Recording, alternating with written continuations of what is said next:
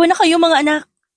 Sigaw ng ina ng kambal na batang babae, habang kinakaladkad siya ng grupong mga lalaki palabas ng mall. Pitihan niyo yung mami namin! Rian, hilahin mo na si Rain. Tumakbo na kayo, lumayo na kayo please! Bago pa nila kayo idamay. Hindi ka namin iiwan, mommy! Tara na Rain, nandiyan na yung mga bad guy! Tumakbo na kayo, ano ba? Sigaw ng ina ng kambal. At tuluyan na nga itong hinila palabas ng mall at isinakay sa itim na kotse. Kaya walang nagawa ang kambal kundi tumakbo at magtago. Napasigaw na lamang ang dalawa. Susundan pa sana ng dalawang bata ang kanilang ina, pero pinigilan ito ng mas nakatatanda. Napaiyak na lang sila sa isang sulok. Doon na sila sa bangketa nakatulog, sa kahihintay sa kanilang ina. Hanggang sa tumagal sila sa kalye. Mommy, nasaan ka na ba? Miss na miss ka na namin ni Rain. Mangiyak-ngiyak na sigaw ng batang babae. Kasakasama niya ang kakambal na nakahawak sa kanyang kaliwang braso habang patuloy lang sa pag-iyak. Ilang araw na silang nawawala. Madungis na ang kanilang mga damit at kung titignan mula sa malayo, mukha silang mga inabando ng bata na pakalat-kalat lang sa kalye. Napaupo na lamang ang dalawang batang babae sa gilid ng mall hanggang sa may lumapit sa kanila na isang mamang lalaki. Kaya nabaling ang atensyon nila dito. Ngumiti ito sa kanila. Hello mga bata, kayo lang ba yun nandito? Nasaan na mama niyo? Tanong ng lalaki sa kanila. Umiling lang bilang sagot ang kambal. Kaya muling nagtanong ang lalaki. Kung wala ang mama niyo, bakit pakalat-kalat kayo dito sa harapan ng mall? May iba pa ba kayong kasama? Umiling ang dalawang bata bilang sagot. At saka yumuko na para bang nawawalan na ng pag-asa. Muling nagtanong ang lalaki. Ano nga pala mga pangalan niyo? Ako nga pala si Kuya West. Kayo ba? Nagkatinginan sandali ang kambal bago sila sumagot. Ako po si Rian, siya naman po si Rain. Sagot ng batang babae na nasa kanan, sabay turo sa kambal nito. Ngumiti si West. Nagugutom na ba kayo? Huwag kayong matakot sa akin. Hindi naman ako kidnapper. Pasensya na ganito lang buhay ko. Mahirap lang si Kuya West. Pero kaya ko kayong bigyan ng makakain. May pwesto pala ako dito sa gilid ng kalsada. Sumali na rin sa usapan ang kakambal ni Rian na si Rain. At nagtanong kay West. Ano ang trabaho ninyo, kuya? Malungkot na sumagot si West. Nagtitinda lang ako ng buko juice. Yun lang ang kinabubuhay ko sa ngayon. Nanahimik ang dalawang bata. Kaya kinuha na ni West ang oportunidad para magtanong. Kayo ba? Base sa damit niyo, kahit mukha kayong gusgusin, halatang galing kayo sa mayamang pamilya. Ano ang trabaho ng mga magulang niyo? Sumagot si Rain kay West. Si Mommy po, isa siyang CEO ng company. Si Daddy naman. Hindi na naituloy na rin ang kanyang sinasabi at malungkot na napayuko ang bata. Napansin ito ni West kaya agad siyang nagtanong. Ang daddy niyo ay? Anong trabaho niya? Wala na po si Daddy. Namatay na siya nung baby pa lang kami. Kaya si Mommy ang kasama namin araw-araw. Pero nasaan po ba kasi kami ngayon? Hindi na po kasi namin alam. Siya nga pala. Ano ba talaga nangyari sa inyo? At paano kayo napadpad dito? Pumunta po kami ng mall para maglaro at mamasyal. Tapos bigla na lang may sumulpot na mga lalaki na nakabonet na kulay itim mula sa likuran namin. Tapos po pinatakbo na kami ni Mommy. Naiwan si Mommy at kinalaban niya yung mga armadong lalaki. Nakita namin na sobrang daming sumusugod sa kanya tapos nanghihina na siya. Wala kami ibang nagawa kundi panoorin na lang siya mula sa malayo. Mangiyak-ngiyak na kwento ng batang si Rain. Nagsalita si Rian. Kahit na gusto namin tulungan si Mommy, hindi namin magawa. Natatakot kami sa mga bad guys. Pinalayo na rin kami ni Mommy hanggang sa nakita namin kinuha na lang siya at dinala sa kung saan. We don't know kung saan siya pumunta.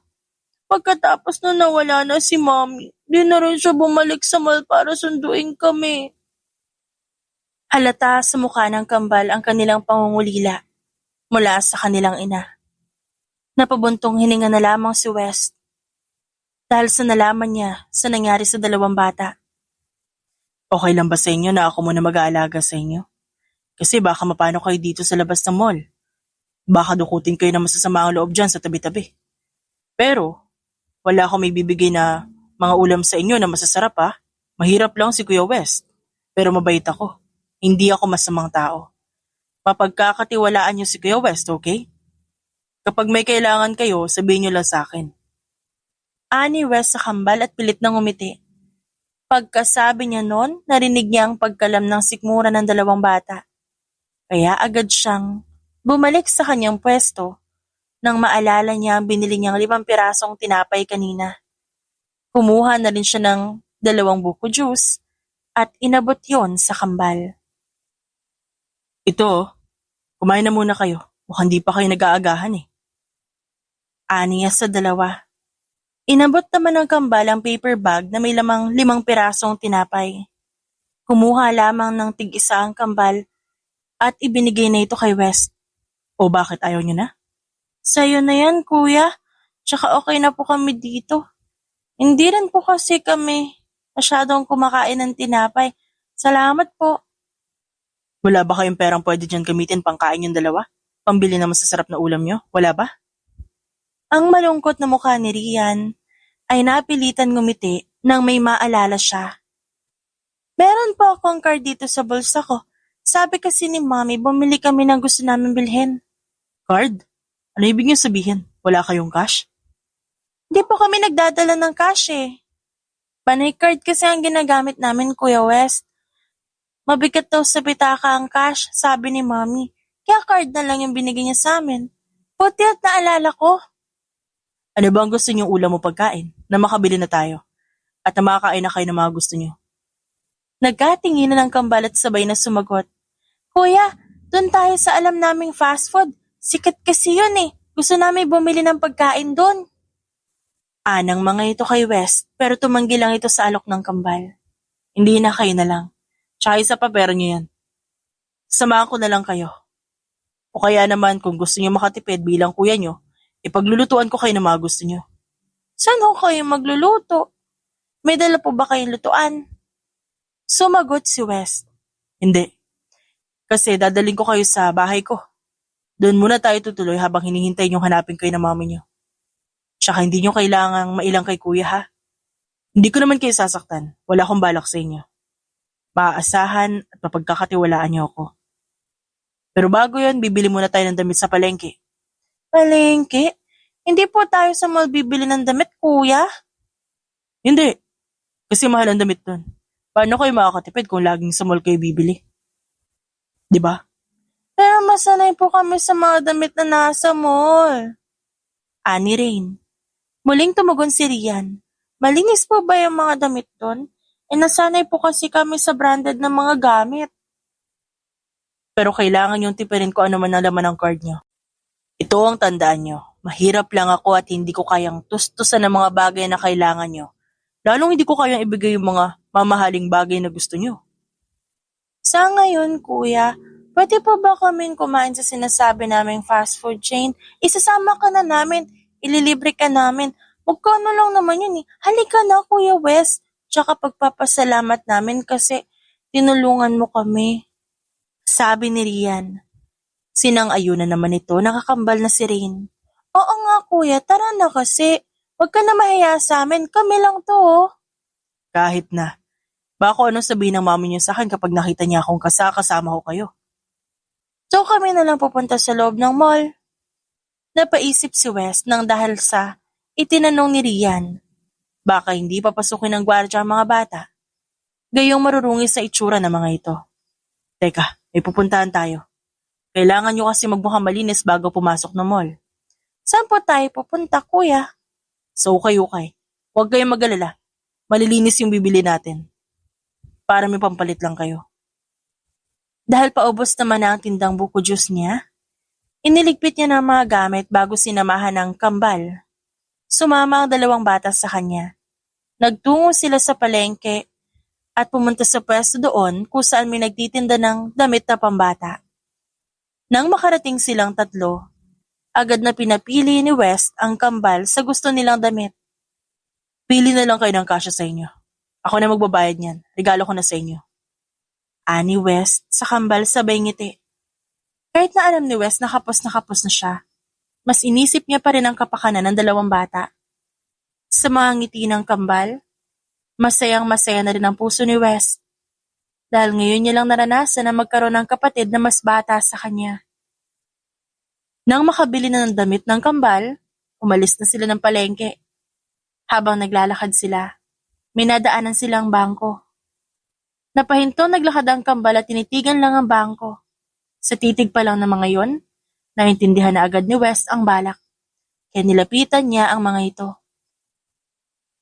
Magwi-withdraw kayo? Tanong ni West sa kambal. Sabay na lumingon ang kambal sa kanya at tumangutango. Tara, sasamahan ko na kayo. Nang makatapat na sila sa ATM machine, nakiusap si Rian na buhatin siya at siya na magwi-withdraw ng pera sa ATM card na hawak. Sinunod naman ni West ang pakiusap ni Rian at ito na ang naglagay ng code sa mismong machine. At ang kambal naman itong si Rain, nakakapit lang sa short ni West. Kuya, magkano kailangan natin? Tanong ni Rian nang kailangan na maglagay ng amount kung ilan ang i-withdraw nila. Nasa inyo kung magkano ang gusto nyo. Pero para sa akin, okay na 5,000 na pambili ng mga kain nyo at iba pang kailangan. Masyadong konti. 10,000 na lang po. Isasama ka na namin. Nito at pinindot na ang 10,000 sa machine. Kaya wala nang nagawa si West at napabuntong hininga na lamang. Nang makapag-withdraw na sila, binigyan ng tig 1,000 ang kambal at nagpaalam kasi siyang itatago niya ang ibang pera ng mga bata. Wala siyang balak na gamitin ito sa kung saan man. Tanging para sa mga bata lang ang pera na yon. Habang naglalakad silang tatlo pabalik sa pwesto ni West, napadaan sila sa kilala nilang bahay na naglalako ng street food sa tapat ng bahay nila. Biglang nakaisip ng ideya para magmukhang malinis sa mga kasama niyang bata. Ate Maribeth, tawag ni West sa may-ari ng bahay na siya ring may-ari ng pwesto. Oh West, ikaw pala. Napansin ni Aling Maribeth ang mga batang kasama ng binata. Oh, sino itong mga cute na kasama mo? Bakit ang dudungis ng mga ito? Iniwan ng mga magulang. Pero pwede makiligo sila sa banyo niyo, ate, para maging malinis na sila. Inaawa na ako sa kambal eh. Mahinang natawa si Maribeth. Ikaw talagang bata ka, napakabait mo. Sana maging katulad ka ng mga batang kasama mo. O siya, o sige pwede mo nang gamitin yung banyo namin. Teka, may mga gagamitin na ba ang kambal na ito sa panligo? Tuwalya, meron ba? Wala ho eh. Pwede rin ho ba makahiram na lang kami ng tuwalya at sabon? Pwede rin ho ba makahingi na rin ng shampoo para lang sa mga bata? Kakapalan ko na ho ang mukha ko makaligo lang sila. O siya, sige. Gamitin mo kung ano magagamit dyan. Yun no. Thank you Ate Maribeth ah. Wala yun. Ano ka ba? Parang anak na rin kita. O sige na. Paliguin mo na yung mga batang yan kasama mo at na makakain kayo ng umagahan. Naku mukhang hindi pa kayo nakakakain eh. Meron akong kanin dito at longganisa. Pwede kayong kumain dito. Kung di pa kayo nakakakain, ha? Huwag na ho ate. Sobra-sobra na po itong tulong niyo sa amin. Salamat na lang po. Nakakain na po kasi kaming tatlo. Sigurado kayo? Opo ate Maribeth. Tsaka may pera naman po dito yung mga bata. Huwag na po kayo mag-alala. O sige, sabi mo eh.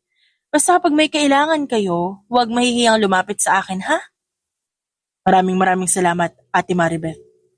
Wala yun, malakas ka sa akin eh. Tsaka masaya ako makatulong sa inyo.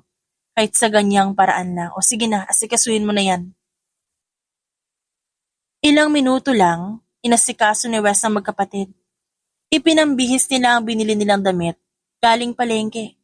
Nakihiram na rin ng suklay si West para panuklay sa buhok ng kambal. Nang matapos sila, nagpasalamat ang kambal kay Maribeth. Nang makaalis na silang tatlo doon, agad na nag-aya ang kambal sa mall para kumain sa sinasabi nilang fast food chain para makabili na sila ng mga gusto nilang pagkain. Ngayong may pera na ang kambal, pumayag na si Wes sa kanilang gusto. Oh, dito lang ako sa labas ah. Hihintayin ko na lang kayo dito. Alam niyo naman siguro ang pasikot-sikot sa loob. Nagkatinginan si Rian at Rain at nagngitian sabay sabing, "Okay kuya." Anang mga ito at patakbong pumasok na sa loob. Palihim na sinundan na lamang ni West ang kambal. Kilala siya ng mga guard sa mall kaya pinapasok siya. Pero bago yan, kinapkapan pa rin siya. Oh, wala akong nanakawin. Kumalma kayo. Kilala niyo naman ako eh.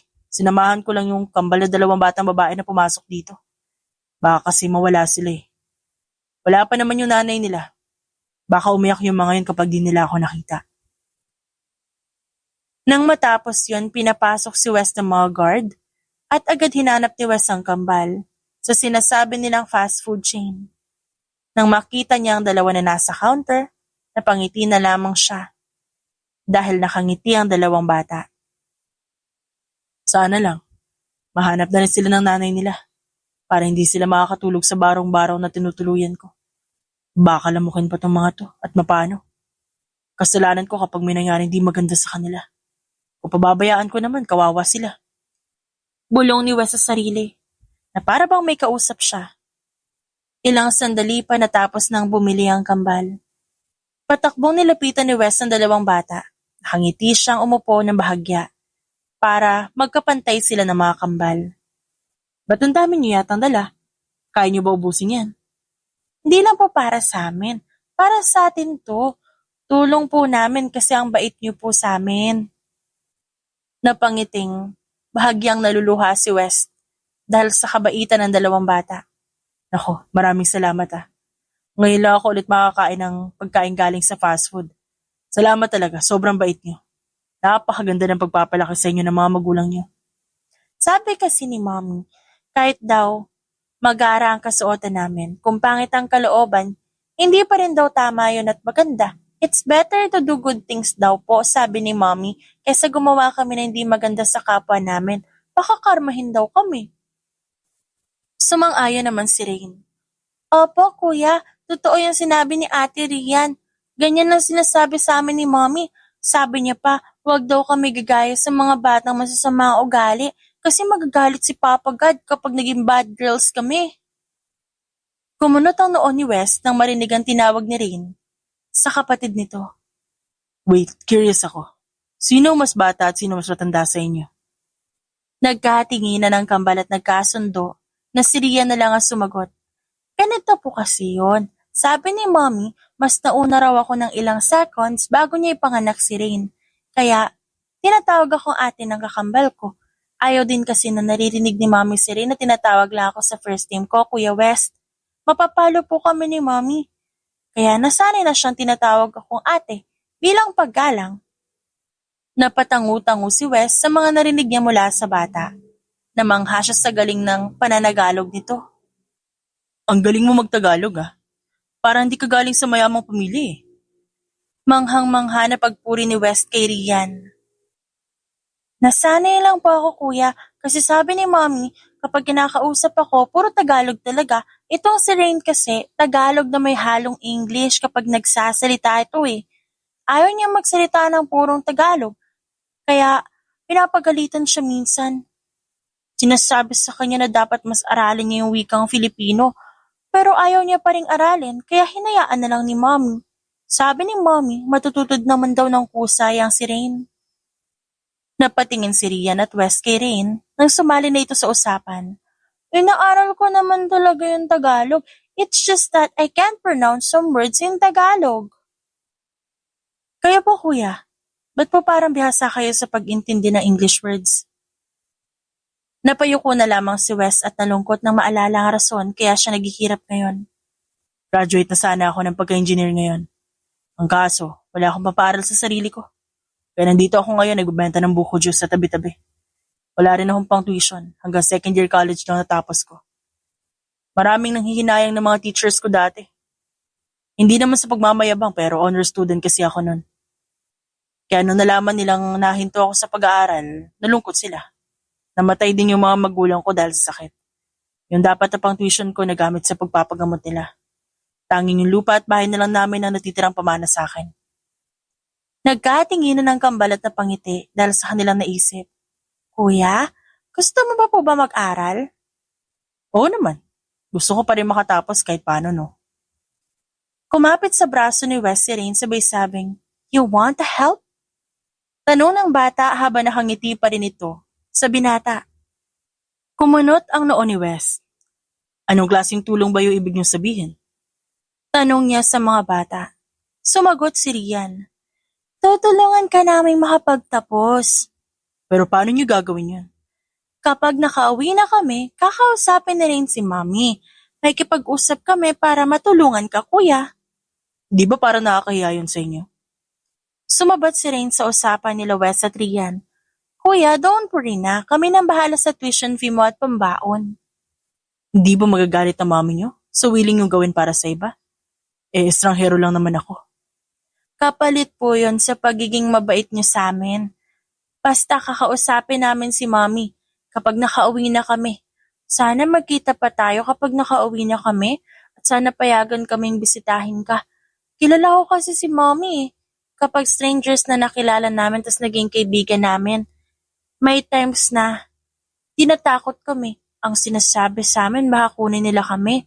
Baka nagpapanggap lang na mababait para sa pera tas kapag nakuha na yung gusto, ibebenta daw kami o kaya ipapahamak na lang ng basta-basta para hindi na kami makilala. Napabuntong hininga na lamang si West. May mga ganyan tao talaga. Mga mapagsamantala. Ginawan mo na ang kabutihan pero kapamakan ang binigay sa'yo. Hindi mawawala ang ganyan sa mundo. Lalo na dito sa Pilipinas. Nang dahil sa kahirapan sa buhay, nagagawa nila yung mga bagay na hindi naman dapat. Dahil masama yun. At wag na wag dapat gagayahin, lalo na ng mga batang tulad niyo. Buti ikaw, Kuya West. Hindi ka pa bad guy. Hindi ka pa tulad nila. Napangiti na lang si West. Hindi ako tulad nila kasi naturuan at nadisiplina ako na maayos ng mga magulang ko. Alam niyo, mamaya na tayo magkwentuhan. Kumain na muna tayo. Kuya, saan po tayo kakain? Kung gusto niyo, doon tayo sa pwesto ko kanina. May mauupuan doon. Pero kuya, what about the pollution? Ang baho kaya ng hangin sa labas, maalikabok pa. Mahinang natawa si West dahil sa sinabi ni Rian. Alam mo, Rian, bad bacteria din ang dahilan kaya malakas ang resistensya mo ngayon. Kaya kung ako sa inyo, iwasan niyo na yung pagiging masyadong malinis ha. Kasi ang pagiging sobrang malinis minsan masama rin sa kalusugan. Kuya, you're smart din pala. Namamanghang komento ni Rain at bahagyang pumalakpak pa. Tumangulang si West at kumiti. Pero nasa inyo ang desisyon. Pwede namang dito na lang sa mall. O dito mismo sa pwesto nila. Ano dito na tayo? Tumango naman ang kambal bilang tugon. Dito na lang tayo kuya. Mas safe dito eh. Ani Rain, sabay patakbong pumunta sa fast food chain na yon. Saka tumingin kung may bakante pa bang mauupuan. Sumunod si Rian at West. Nang makahanap ng mauupuan si Rain, doon na sila pumwesto. Inilapag nila ang paper bag na may pagkain mula doon sa fast food na binilhan nila at sabay-sabay silang kumain ng umagahan. Samantala, sa kabilang banda, narito naman ang isang babaeng nakagapos sa isang upuan. May mga pasa at sugat na sariwa pa lang sa kanyang buong katawan. Ano bang kailangan niyo sa akin? Naiinis na tanong niya sa mga grupo ng lalaking kumuha sa kanya. Marami ding nakapalibot sa kanya ngayon. Hanggang sa may pumasok sa kwartong. Isang tao na mukhang pamilyar na pamilyar sa kanya. Hey na Reyes! Tawag ng isang lalaki sa babaeng bihag nila ngayon. May kasama itong 5 pang armadong lalaki. Puno ng galit na tiningala ito ni Hina. Ito ang babaeng bihag. Kilala ang mga lalaking ito bilang kaaway ni Hina Reyes o mas kilala bilang Queen Hina, ang mafia queen ng grupong Venomous Armor. Jethro! Jethro Manzano, ikaw ang nagpadukot sa akin dito? Sa mga mahihina mong tauhan? Pakawalan mo ko ditong hayop ka! Sigaw ni Hina. habang nagpupumiglas para makawala sa pagkakatali ng kanyang buong katawan. Ngumisi ang lalaki nagngangalang Jethro, ang kilalang kanang kamay ng kalabang mafia group na Hina. Oh, huwag kang mag-alala sa mga anak mo. Balita ko palaboy na sila. Malapit na silang mamatay sa kalye. Anito sabay tawa ng malakas. Mas lalong uminit ang ulo ni Hina, pero hindi niya ito pwedeng ipahalata, kaya minabuti niyang magpanggap na walang binabalak na kahit ano. Ano bang kailangan niyo at hinuli niyo pa talaga ako? Tanong niya sa lalaki. Isa lang ang kailangan namin sa'yo, Hina. Nasaan ang daddy mo? Saan mo siya tinatago? Sigaw na tanong ni Jethro na bigla na lang nag-iba ang ekspresyon. Nagtagis ang bagang na parang gusto nang saktan si Hina. Nginisihan lang sila ni Hina na parang inaasar pa. Ba't ako ang hinuli niyo? Hindi ba dapat yung mismong tatay ko? Ikaw ang ginapos namin. Dahil alam kong kapag ikaw ang naging panakot namin, lilitaw ang kutong lupang daddy mo. Hindi talaga kayo nag-iisip, no? Walang pakialam sa akin yun. Ayaw niya sa amin ng mga apo niya. Kaya nagsasayang lang kayo ng oras sa akin ngayon. Kung ganun, ano pa ba magiging ambag mo? Di dapat sa'yo pinapatay na. Ani Jethro sabay labas ng kanyang baril. At itinutok yun kay Hina, kaya nakaramdam siya ng kaba. Pero hindi siya pwedeng magpadala sa nararamdaman niyang yun. Sige, patayin mo ko. At nang hindi mo malaman kung saan naroroon ang tatay ko, sige, tuloy mo. Hindi mo ako ibabalik sa mga anak ko? Pwes, hindi niyo makukuha ang mga nais niyo.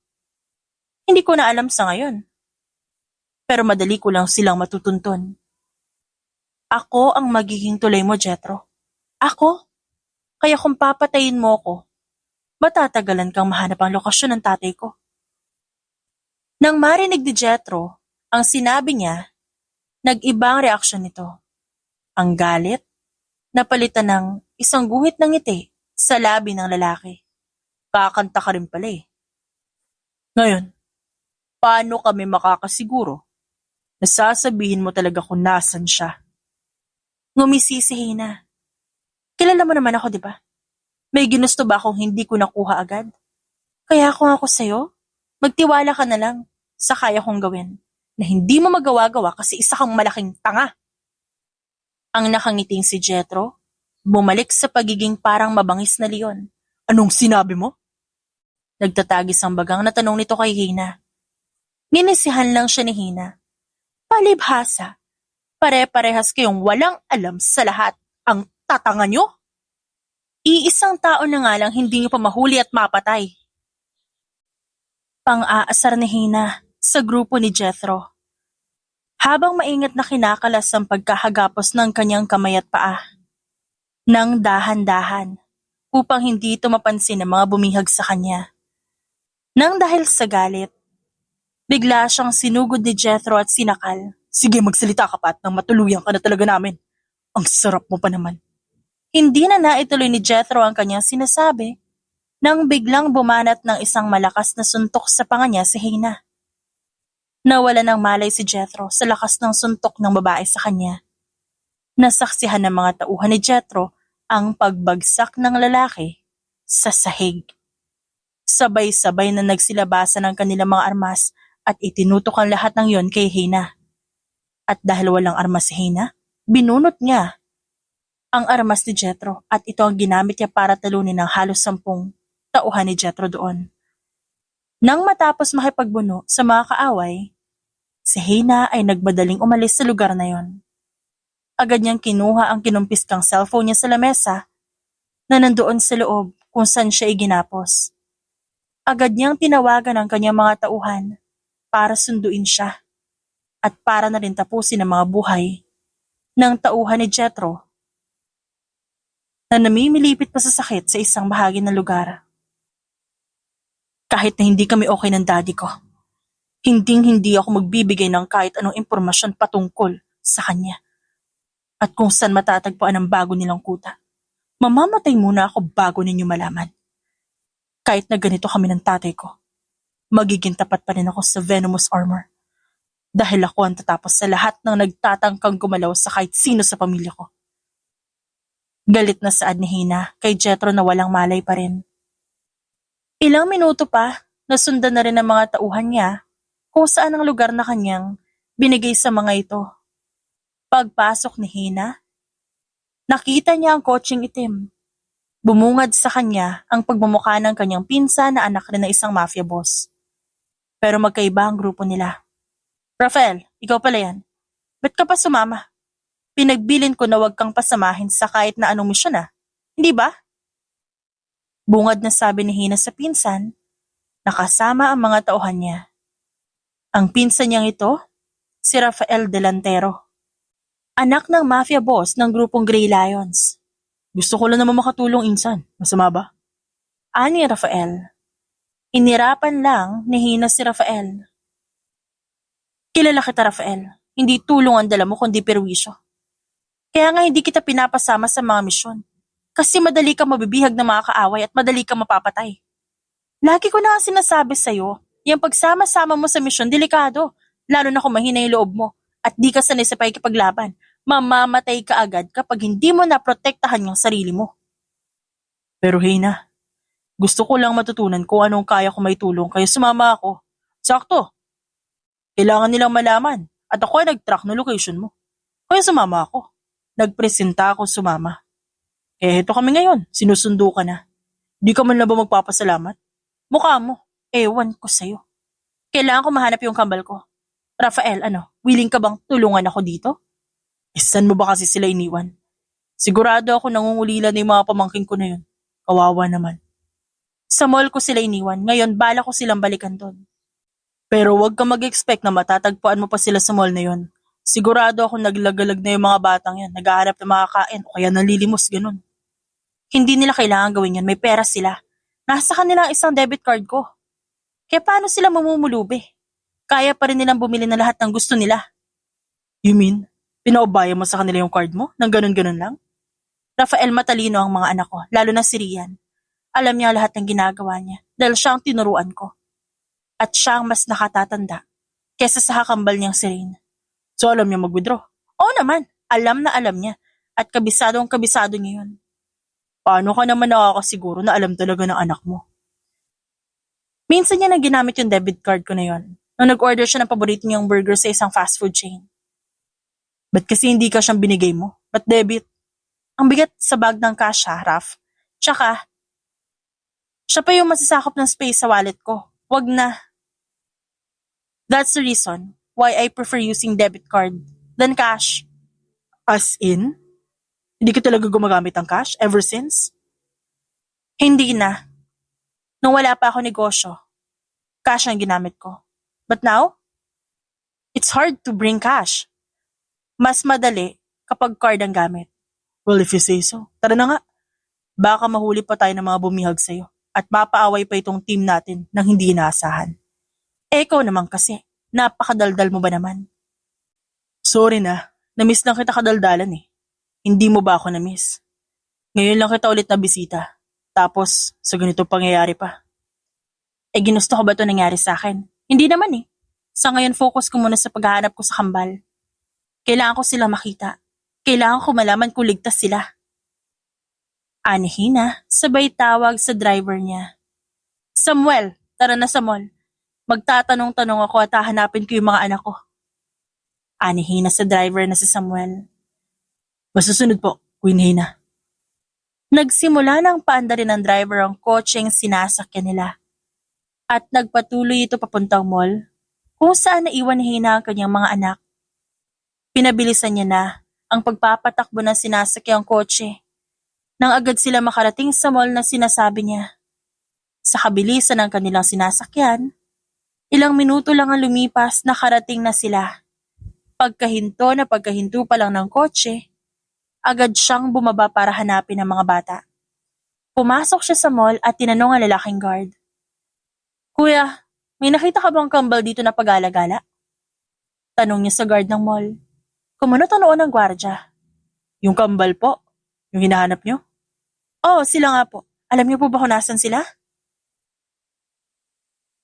Kaano-ano niyo po yung kambal? Anak ko po yun. May mga kumuha po kasi sa aking grupong lalaki nun. Baka lang po alam niyo kung nasan na sila ngayon. Meron po ako nakikita dito. Kanina, may kasakasama silang lalaki. Lalaki? Kilala niyo po ba kung sino? Opo, kilala ko yung binatilyong yun. Sino ang tarantadong kumuha ng mga anak ko? Ma'am, huwag ko kayong mag-alala, mabait po yung kumukup sa mga anak niyo. Kahit wala po ka pera-pera yung taong tinutukoy ko, tinulungan niyang bihisan yung anak niyo. Magpasalamat ka po kayo. Hindi siya katulad ng ibang tao eh. Sino ba kasi yun ang mapuntahan namin? Nagkakamot ng batok na sumagot ang guard. Dito po, kilala po siya bilang si Boy Kaliwa. Hindi ko po alam kung totoong pangalan niya yun eh. Parang hindi naman. Pero malamang may totoo siyang pangalan. Napabuntong hininga na lamang si Hina. Sige po kuya, mauna na kami. Salamat na lang. Sa pagkakataong yun, tila ba nabawasan ang pag-asa ni Hina na makita at makapiling niyang muli ang kanyang kambal. Pero nawala ang kanyang pagkabahala nang malaman niyang nasa mabuting tao na padpad ang kanyang mga anak. Simula ng araw na yun, halos araw-araw nang pumupunta ng palihim si Hina sa mall na yun at binabantayan niya ang buong paligid, kasama na ang kanyang mga tauhan. Nagbabakas sakali na makita nila ang lalaking sinasabi ng gwardya na kumupkup sa kambal niya. Habang patuloy ang paghahanap nila Hina sa kambal niyang anak, narito naman si West sa munting niyang kubo na tinitirahan. Napapalibutan ng tanim na gulay. Kasama niya si Rian at Rain na naglalaro naman sa paligid ng kubo. Inuwi ni West ang kambal dahil hindi niya kayang makitang matulog ang mga ito sa kalye. Nag-aalala kasi siya sa pwedeng mangyari sa kanila, lalo na sa panahon ngayon na maraming mandurukot ng mga batang tulad ng kambal. Maraming masasama ang loob na pwedeng gumawa ng masama sa mga ito. Kaya minabuti niya na lang na isama pa uwi ang dalawa. Hindi naman niya pinilit ang mga ito. Kusang pumayag ang dalawang bata na sumama kay West. Oh, huwag kayong lalayo ah. Bili niya sa kambal. Opo, kuya. Sabay na tugon naman ng dalawa. Ngayon kasi, nasa maliit niyang kusina, si West. Nagluluto ng pananghalian nila. Sa ngayon, tuturuan niya munang kumain ng gulay ang kambal. May kasama rin namang pritong itlog ang ulam nila ngayon tanghali. Maya-maya, nakaluto na rin sa wakas si West. Kaya tinawag niya na ang mga ito nang sa gayon ay makakain na sila. Rian, Rain, magugas na kayo ng kamay niyo at kakain na tayo. Kuya, ano ulam natin? Tanong ni Rian. Gulay ang ulam natin. Pinakbet, kumakain ba kayo nito sa inyo? Gulay po? I don't wanna eat vegetables po eh. Sagot ni Rain sabay pout. Ikaw Rian, kumakain ka ba ng gulay? Hindi po gaano kuya. Alam niyo ba na ang fries na kinakain niyo galing sa gulay? Yung nasa burger din, gulay din yun. Yung lettuce na nilalagay nila, may kamatis pa nga minsan eh. Paano ko nalaman? May dati kasing nagbigay sa akin ng paper bag. Binuksan ko. Tapos nakita ko may isang piraso na nakabalot na burger. Para daw talaga sa akin yun. Nung sinuri ko isa-isa, dun ko nalaman na may kamatis, lettuce, at iba pang gulay ang burger. Kaya, nakakakain pa rin kayo ng gulay nang hindi nyo namamalayan. Saan galing yung fries, kuya? Tanong ni Rain kaya napalingon si West dito. Ang fries na kinakain nyo galing sa patatas. Ganon po pala yun? Gulay pa rin pala yung fries? Kaya ikaw kumain ka ng gulay, Rain. Since kumakain ka rin naman ng fries eh. No, I don't wanna eat those vegetables. I only eat it if it's fried, just like fries. Tanggi nito sa gusto ng kakambal. Napabuntong hininga na lamang si West. Masustansya ang gulay. Tignan niyo ako, kahit napagod ako sa pagtitinda, hindi pa rin ako nagkakasakit. Kasi kumakain ako ng gulay. Kaya kayo kapag kumain kayo ng gulay, hindi na kayo magiging sakitin. Gaganda ang katawan nyo, magiging malusog kayo mga bata. Ayaw niyo ba yun? Kapag kasi hindi maganda yung kinakain nyo, nakakasira yun ng kalusugan. Lagi kayo laman ng ospital, gusto niyo ba yun? May mga karayom pa namang malalaki sa ospital. Tinatakot mo ba kami, kuya? Tanong ni Rain. Umiling si West. Hindi ko kayo tinatakot at mas lalong hindi ko kayo niloloko. Kasi, nung may mga magulang pa ako, ganyan din ako sa inyo. Nagpapabili ako lagi ng chichirya. Mahilig ako sa mga pritong manok, rice, burger, float. Marami pang iba dahil yung tita ko noon. Dati nung maliit pa ako, nakagaya nyo, lagi niya ako sinasama sa pamamasyal. Tapos, dinadala niya ako sa mga fast food.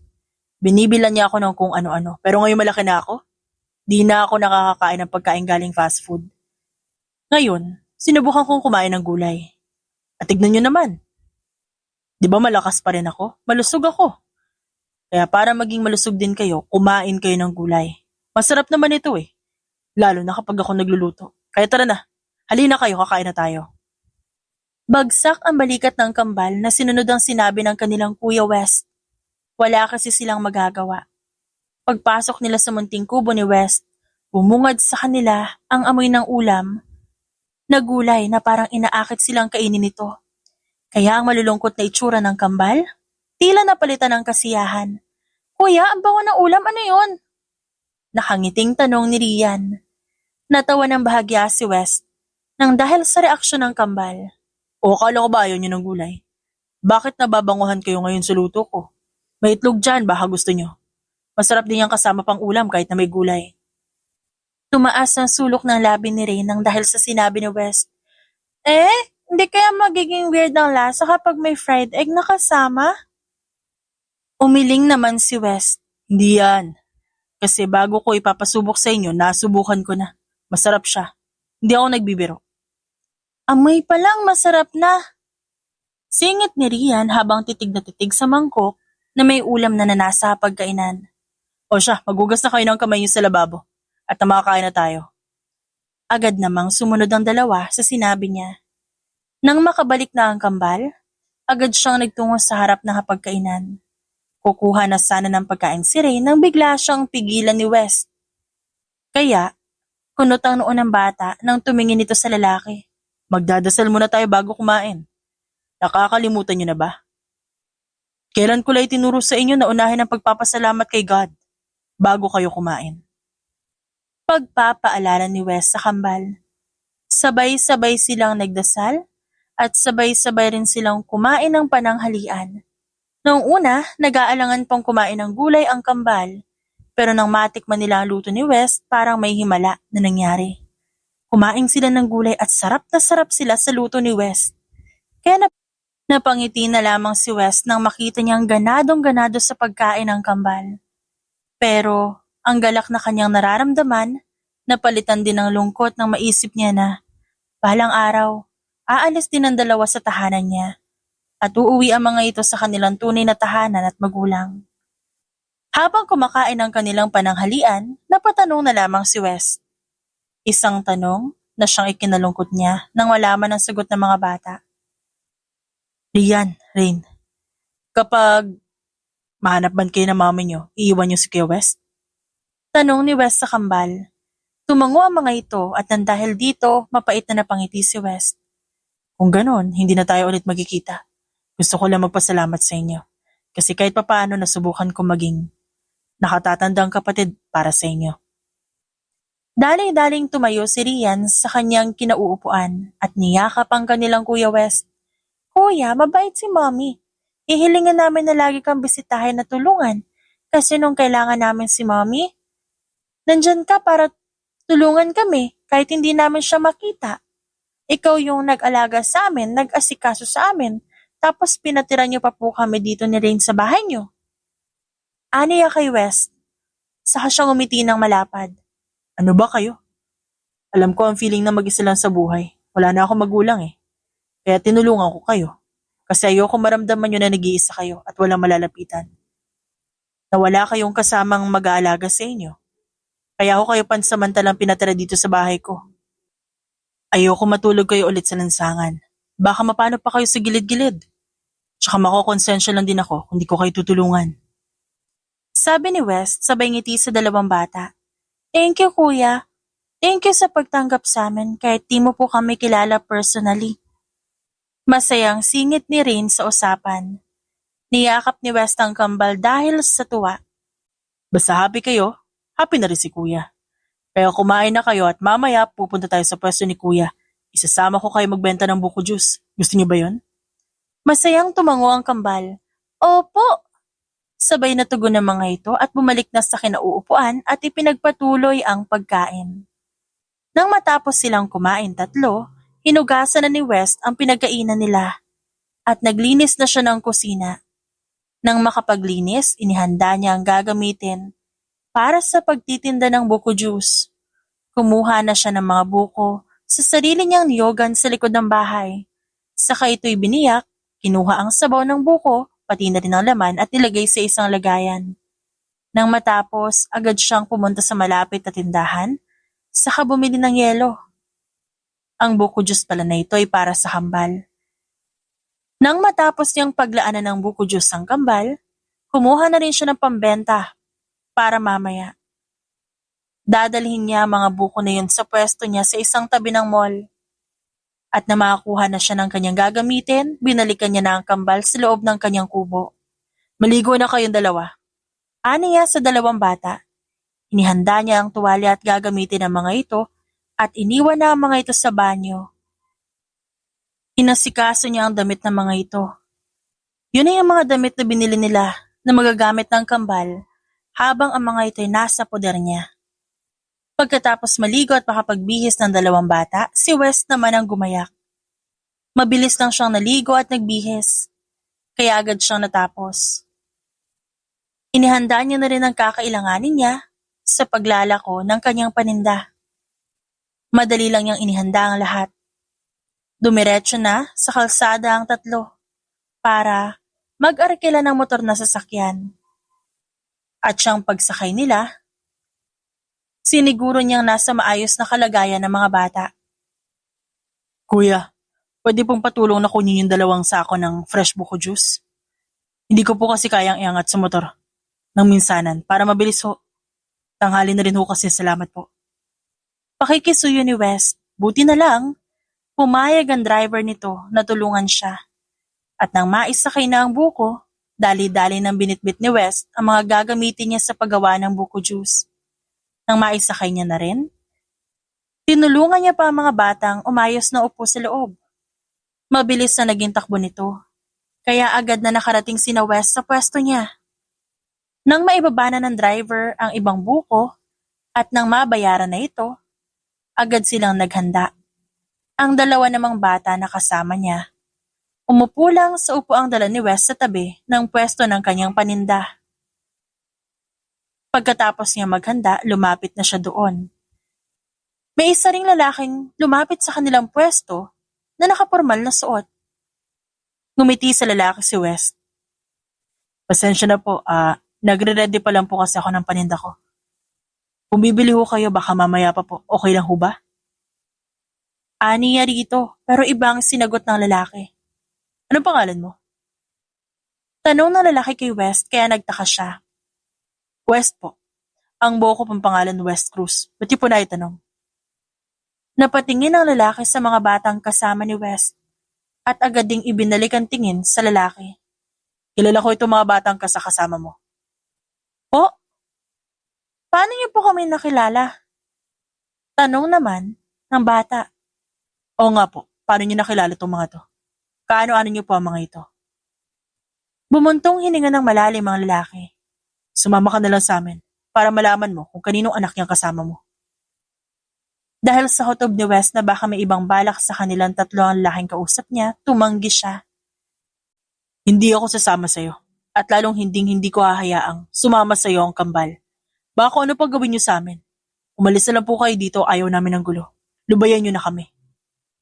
Ngumisi ang lalaki. Batid mo naman siguro na anytime, pwedeng kunin sila ng kanilang ina sa'yo. Kaya kung ako sa'yo, sumama na lang kayong 3. Huwag kayo matakot. Wala kaming gagawing masama sa inyo. Wala ho akong tiwala sa inyo, sir. Mas mabuti na lang na ang kanilang ina sumundo sa kanila kaysa ikaw na mukha pa lang hindi na mapagkakatiwalaan. Buo ang loob na sabi ni West sa lalaki. Dahil sa pagmamatigas ni West, may natanaw siya na kulay itim na sasakyan na nakaparada sa hindi kalayuan mula sa pwesto niya. May lumabas sa kotseng yun na isang babae. Mukhang mamahalin ang suot nito. Kasama na pati ang shades nitong suot. Agad itong dumiretso at tinungo ang pwesto ni West. Tinanggal nito ang shades na suot. Nakita ng kambal ang mukha ng babae at labis na tuwang makikita sa mata ng mga bata dahil sa wakas nakita na nilang muli ang kanilang ina. Mommy! Sabay na sigaw ng kambal at niyakap ang kanilang ina. Maluha-luha niyang niyakap pabalik ang kambal. Doon na lang naniwala si West at naunawaan niya na kung bakit kailangang isama sila ng lalaki. Nang matapos ang pangyayaring yon, nag-usap si West at si Hina. Thank you for taking care of my kids. By the way, I'm Hina. And I'm a part of a mafia. They call me the Mafia Queen. Matagal ko na kayong gusto makita. Buti naman at napadpad ka ulit dito. Nagpapasalamat ako sa'yo kasi hindi mo pinabayaan ang mga anak ko. Masayang saad ni Hina kay West. Nginitian pabalik ni West si Hina at tumugon. Wala po yun. Ayoko rin po kasing hayaan na lang yung mga bata na pag-alagala. Kaya pansamantala kinupkup ko sila. Pasensya na rin po at yan lang ang nakayanan ko sa mga anak niya. Tsaka isasauli ko na po pala yung pera na magkapatid na ginamit nila habang nasa poder ko pa sila nung mga nakaraang araw. Huwag po kayo mag-alala. Hindi ko po sila pinabayaan. Maayos po yung kalagayan nila. At sa katunayan, kumakain na po sila ulit ng gulay ngayon. Wait, ano nga ulit ang pangalan mo? Ako po si West. Ang buong pangalan ko po, West Salvador Cruz. Kilala po ako bilang Boy Kaliwa. Tama? Opo, teka, paano nyo nalaman? Noong nagtanong-tanong kasi ako sa mga tao dito, yan ang binigay nilang palayaw mo. Ikaw daw yung kumupkup sa kambal kong anak. Yan din ang sabi ng gwardya sa mall na nakakilala sa'yo. Hindi ako kinabahan kasi, sabi nila may mabuti kang puso, kaya nagtiwala ako. Kaya hindi ako nangamba. Alam ko mabuti kang tao at aalagaan mo ng maayos ang mga anak ko habang wala ako sa tabi nila. Seryosong saad ni Hina. Nagkatitigan ng dalawa. Sa hindi inaasahang pagkakataon, nakaramdam sila ng kung ano sa kanilang puso. Tila nabihag ng kagandahan ni Hina si West. Si Hina naman, napansin ang matipunong pangangatawan ng lalaki. Kasama na ang napakagwapo nitong muka. Pero nakaramdam sila ng ilangan. Kaya bumalik sila sa pagiging simple. Nang makapag-usap na ang dalawa, nagpaalam na sina Reyna at Rian kay West.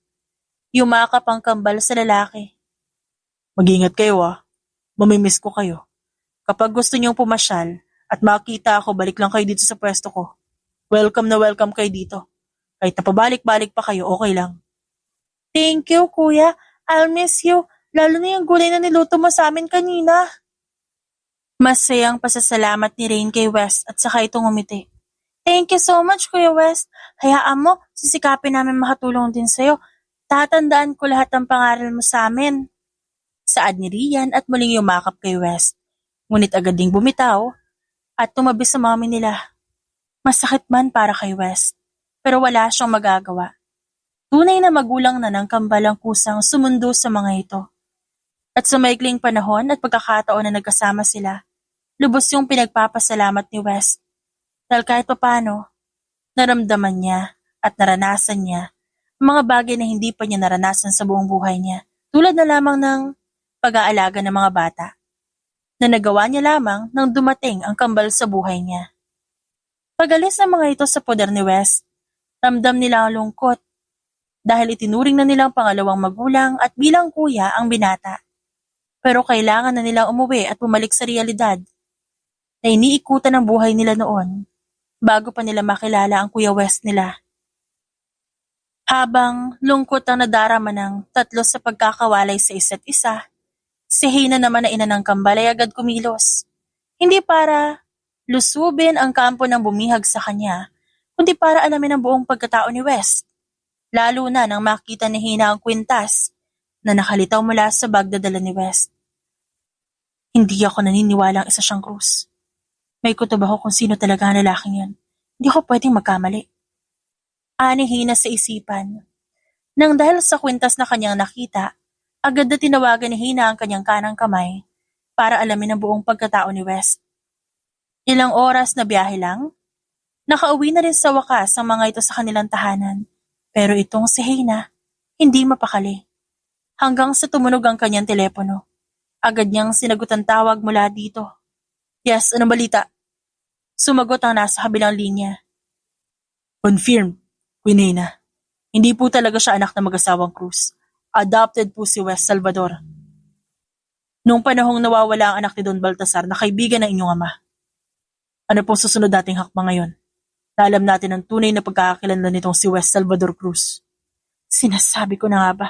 Sige, maghanda kayo at babalikan natin siya. Dalawa lang sa grupo natin na magiging escort ko sa pagbabalik sa pwesto niya. Masusunod, Queen. Tugon ang nasa kabilang linya na siyang kanyang kanang kamay. Sa kabinabaang tawag. Agad na umalis ulit ng bahay si Hina.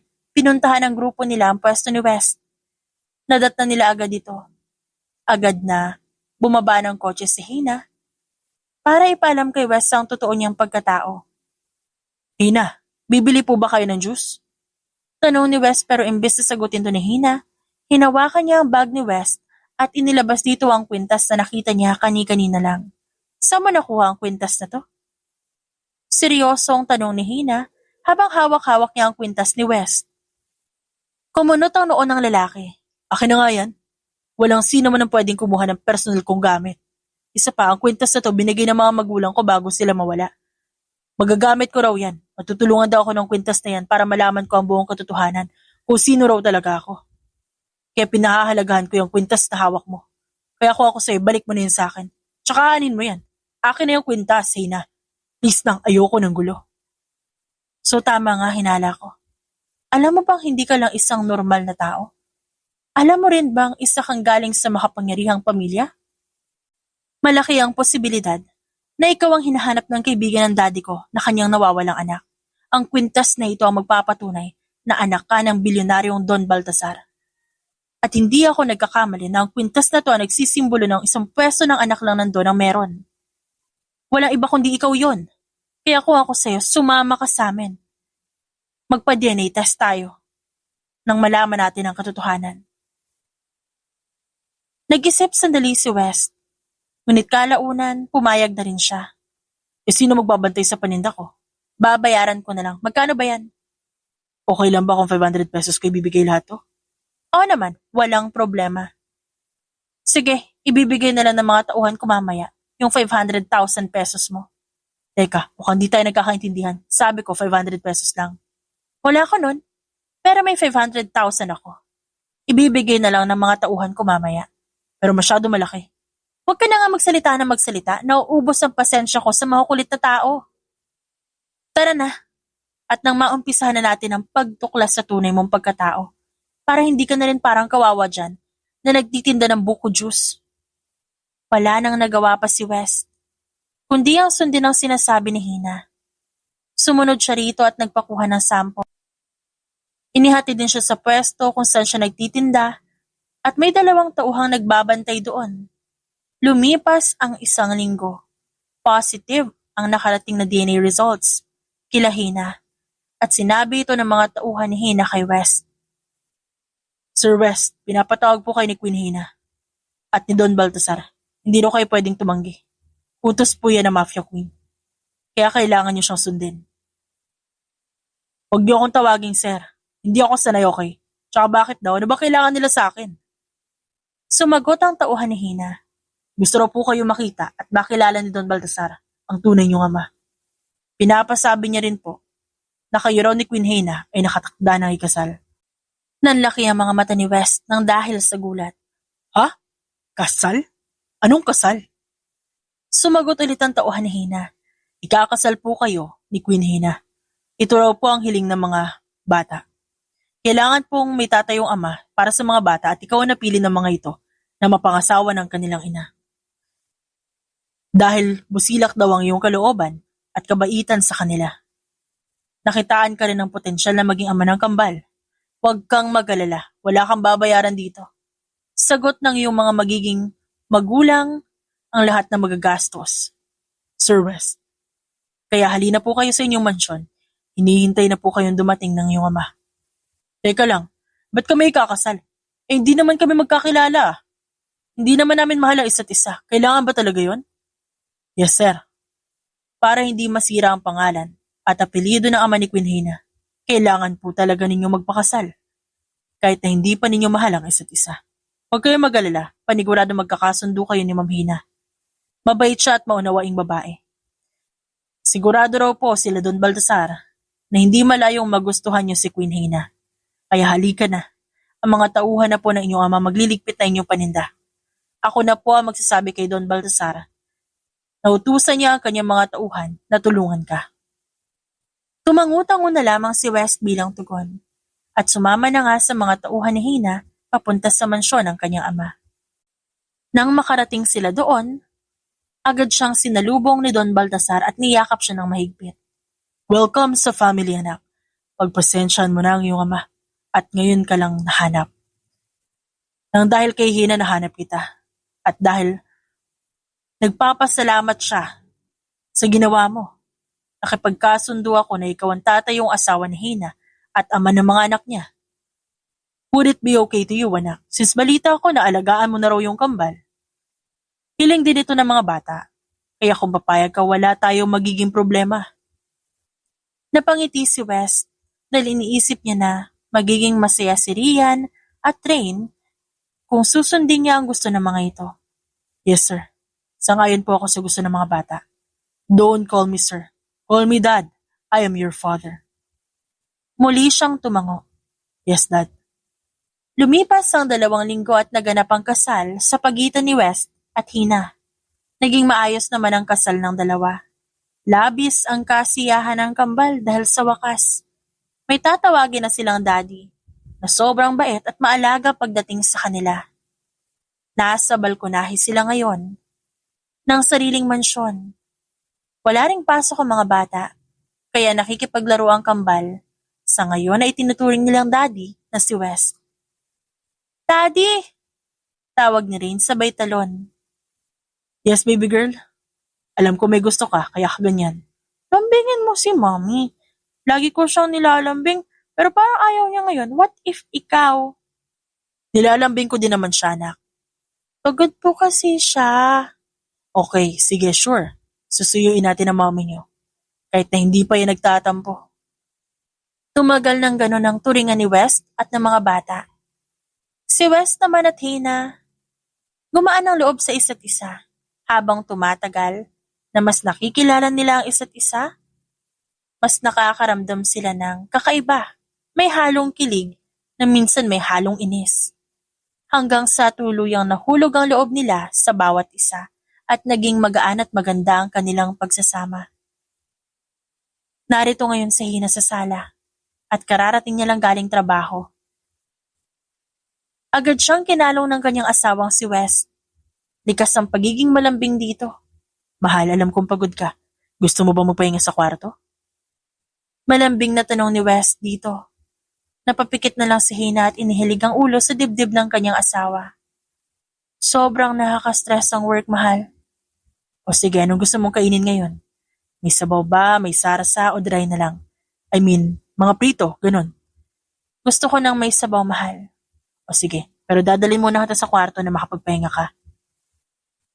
Habang nagpapahinga ka, magluluto ako. Tumango na lamang bilang tugon si Hina kay West. Kahit napagod si Hina, nagpapasalamat pa rin siya sa kanyang asawa. Hindi ito ang isang love story na inaasahan niya para sa kanilang dalawa ni West. Pero iba talaga ang takbo ng tadhana. Minsan, gugulatin ka na lang na may darating na tao na biglang magiging katuwang mo sa buhay. I love you so much, wife. Nakangiting sabi ni West, sabay buhat kay Hina. I love you the most, my man. Saad ni Hina at tinalikan sa pisngi ang asawa. Nanatiling nakahilig ang ulo niya sa dibdib ni West hanggang maidala siya nito sa kama nila sa kanilang silid. At bago siya umalis patungong kusina, siniguro niya munang magiging komportable ang asawa niyang si Hina. Sa pagpapahinga nito sa silid. At sa puntong ito, napatunayan ng dalawa na hindi dahilan na hindi nila mahal ang isa't isa para ikasal. Ang importante, nagkakasundo sila at nagkakaintindihan. Hindi man nila mahal ang isa't isa sa una, naturuan naman nila ang kanilang puso na ibigin ang isa't isa. Laking pasasalamat nila sa Poong May Kapal. Dahil ito ang gumawa ng paraan upang matagpuan nila ang pagmamahal na deserve nila. The End. It's shoutout time! Shoutout kina Rowen Abien, Elsa Kimura, Juanita Capati, Sapphire, Stephanie Arado, Lynn Lozada, Genevieve Alonzo, Carmelita Mendoza at Melissa Estrelles. Maraming salamat po sa inyong lahat.